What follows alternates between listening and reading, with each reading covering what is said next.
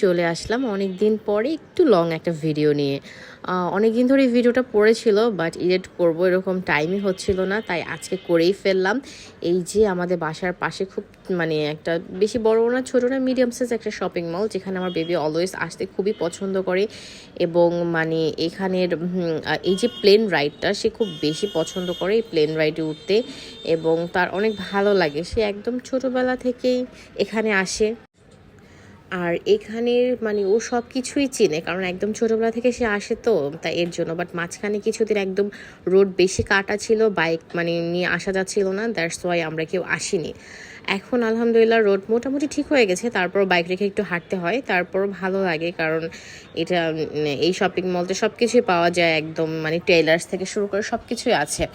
আর হ্যাঁ, এতক্ষণ যেটা নিয়ে কথা বলছি, যারা উত্তরায় থাকে বাইক করে তারা বুঝতে পেরেছে এটা কোথার কথা বলতেছি। তো এই তো তারপরে আর কি একটার পর একটা সে রাইড উঠতেছে, সে এখানে আসলে একদমই বাসায় যেতে চায় না, আর খুব রাইডগুলো এনজয় করে। আর এখন তো মার্শাল অনেক বড় হয়ে যাচ্ছে ডে বাই ডে, সে একাই। আর আগে খুব একটু ভয় পেতো, তখন হেল্প লাগতো, পাপা মাম্মার সাথে থাকতে হতো, বাট এখন আলহামদুলিল্লাহ বড় হয়ে যাচ্ছে ডে বাই ডে। তো এটাই কথা, চোখের পলকেই সব কিছু অনেক বড় হয়ে যায় মানুষ, এটাই ম্যাচিউরড হয়ে যায়। আমার বেবিটা কতটুকু ছিল না, এখন কত বড় হচ্ছে মাশাআল্লাহ। সে এখন অনেক কিছুই সেলফ ডিপেন্ডেন্ট হয়ে যাচ্ছে। অনেকটা ভালো লাগে, আবার অনেকটা খারাপ লাগে, কারণ আমার লাইফে বেস্ট ফ্রেন্ড বলতে দুইজন, একজন হলো আমার বেবি, একজন হলো আমার হাজব্যান্ড।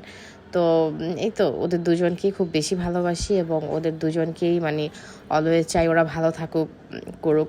আর এখানে সব থেকে একটা ফেমাস বা আমার হাজব্যান্ডের খুব পছন্দ, এটা হলো এই যে ওইখানে শর্মাটা। বাট আমাকে তো দেখেই বুঝতে পারতেছেন আমি একটু গোলুমলু, তো আমারটা তো মিষ্টি পাগল, আমি প্রচুর মিষ্টি খেতে ভালোবাসি।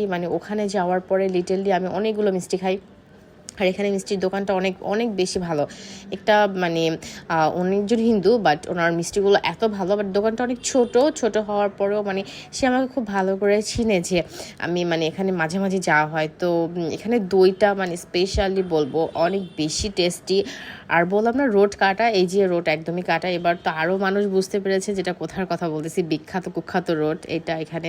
আর এই যে দইয়ের কালারটা দেখলেই বোঝা যায় যে এটা কত বেশি পিওর এবং অনেক ভালো। তো আমার বেবি যে অন্য কোথাও দইটা খায় না, মাশাআল্লাহ এখানে দইটা একটু ট্রাই করে সবসময়। আর এখানে গেলে এই যে চিয়া সিড, তারপরে এই যে হাবিজাবি, এগুলো না অনেক কিছু পাওয়া যায়, তো আমি কখনোই মিস করি না, আমি যখনই যাই এগুলো নিয়ে আসি। সবাই ভালো থাকবেন।